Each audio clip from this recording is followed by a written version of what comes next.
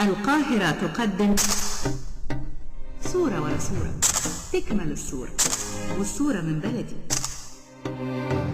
صور من بلدي، صور من بلدي. إعداد سهى عزمي، رؤية فنية فؤاد السيد.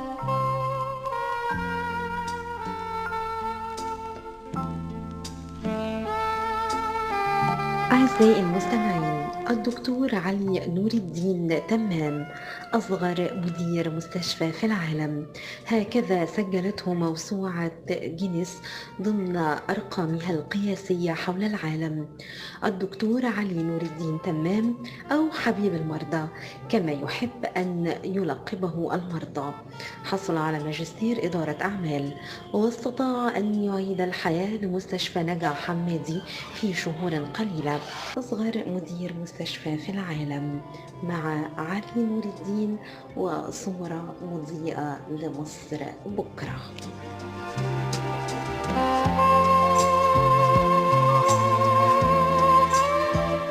أنا دكتور علي نور الدين تمام مدير مستشفى نجا حمادي العام، والحمد لله أخيرا حصلت على ريكورد في موسوعة جينيس العالمية الأرقام القياسية كأصغر مدير مستشفى سنان على مستوى العالم.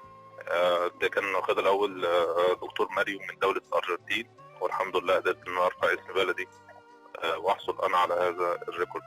والحمد لله طبعا ده بيرجع لإيمان فخامة الرئيس عبد الفتاح السيسي بالشباب ودعمهم بالكامل والاستفادة من طاقتهم وعملهم الدؤوب ورؤيتهم وحبهم لوطنهم وبلدهم عشان كلنا نبني بلدنا الحبيبة. تفاصيل دخولك إلى موسوعة جينيس. كان أحد الأصدقاء ليا بدأ إن هو يعني يلفت نظري إن أنا ممكن أدخل موسوعة جينيس، وبالفعل بدأت أعمل سيرش على الموقع الرسمي ليهم، فوجدت إنه الرقم مسجل زي ما قلت لحضرتك باسم الدكتور مريم الأرجنتيني، ووجدت إن أنا الفرق بينه وبينه 140 يوم لصالحي.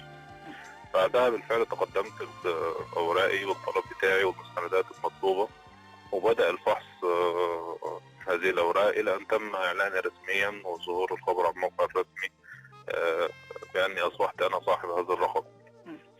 كيف تم تعيينك رغم صغر سنك 26 عام كمدير المستشفى حكومي؟ طيب، وأولا أنا قبل ما أمسك مدير مستشفى برشوط المركزي، وده كان في 8/10/2017 قبل ما يتم ترقيتي في 1/6/2020 كمدير مستشفى نجا حمادي العام. اولا انا حاصل على ماجستير في اداره الاعمال، حاصل على دبلوم دراسات عليا في اداره المستشفيات، حاصل على دبلوم الجوده الصحيه ومكافحه العدوى واعداد القاده واداره الازمات والتحول الرقمي والعديد والعديد والعديد من الدورات والكورسات.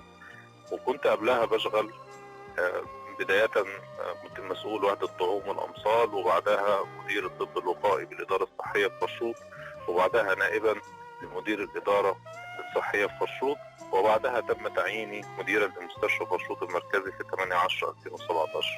طبعا شغلك هو اللي بيترجمك، احنا بنشتغل وبنجتهد، وكل المسؤولين طبعا عينهم على الكفاءات الموجوده في العمل وحرصهم الشديد على تولي المناصب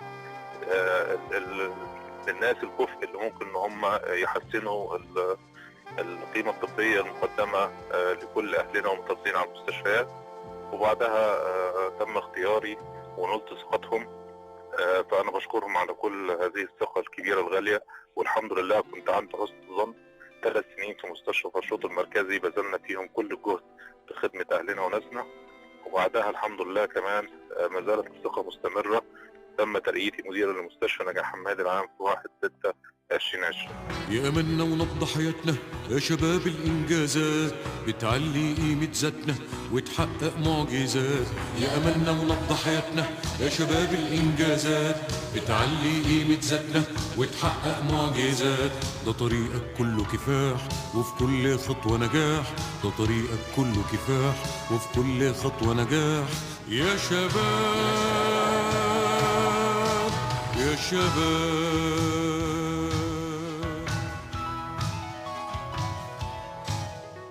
يا شباب احنا عارفينك في العزم ملكش حدود، دورك في الخطة كبير وانت قدها وقدود. يا شباب احنا عارفينك في العزم ملكش حدود، دورك في الخطة كبير وانت قدها وقدود. بايدك صنع انتاجنا وزيده علشان يسعد شعبنا ويفيده. بايدك صنع انتاجنا وزيده علشان يسعد شعبنا ويفيده. بايدك صنع انتاجنا وزيده عشان يسعد شعبنا ويفيده. يا شباب يا شباب. الحمد لله. يمكن انا من طبعي وشخصيتي ان انا منظم شويه ومرتب، بحب عملي جدا وهو الاولويه في حياتي.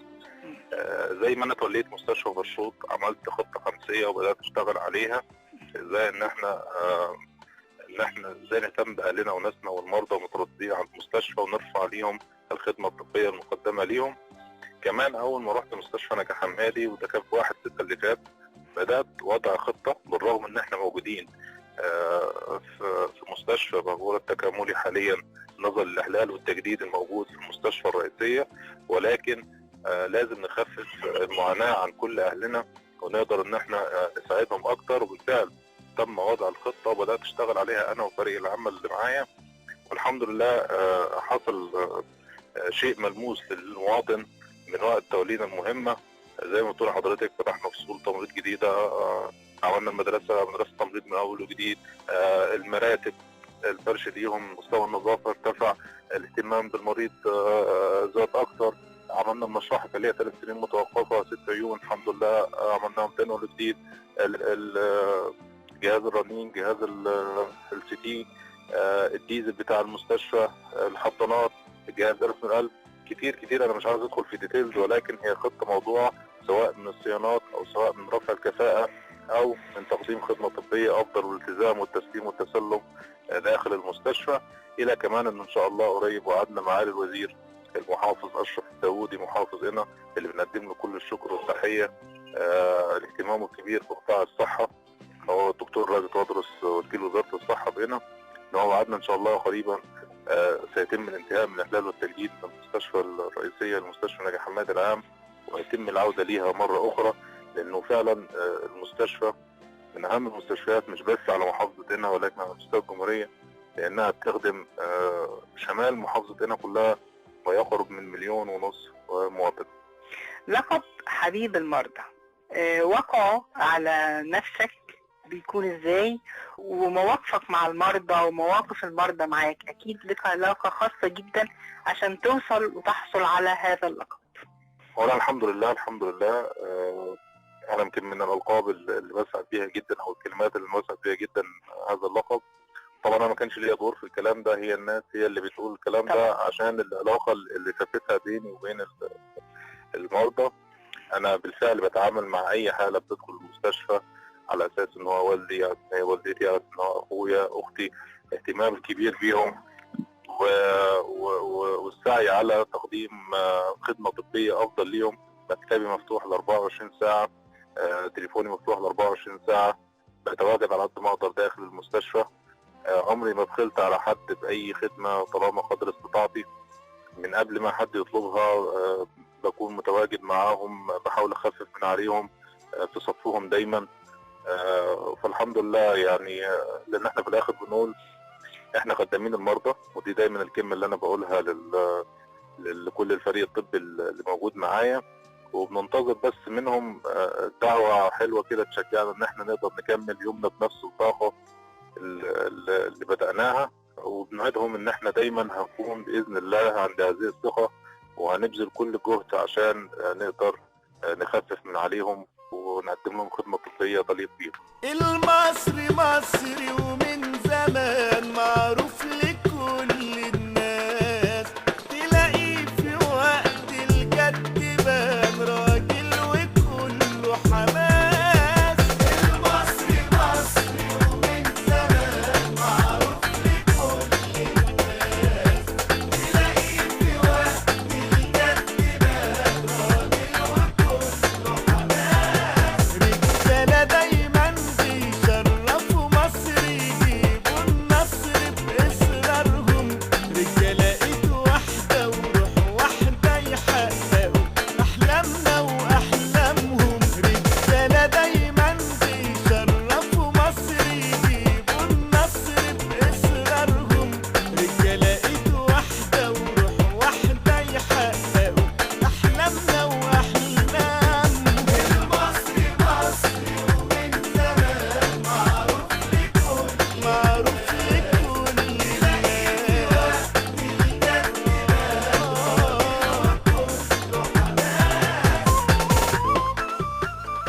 انا حاسس ان الفضل والنعم الكتير اللي ربنا انعم عليا فيها دي كلها بترجع لدعوه المريض. دعوه المريض ايا كانت فهي دعوه صادقه نابعه من القلب، فايا كانت فحواها فهي ربنا، انا احساسي الداخلي ان هو دايما بيستجيب لهذه الدعوات.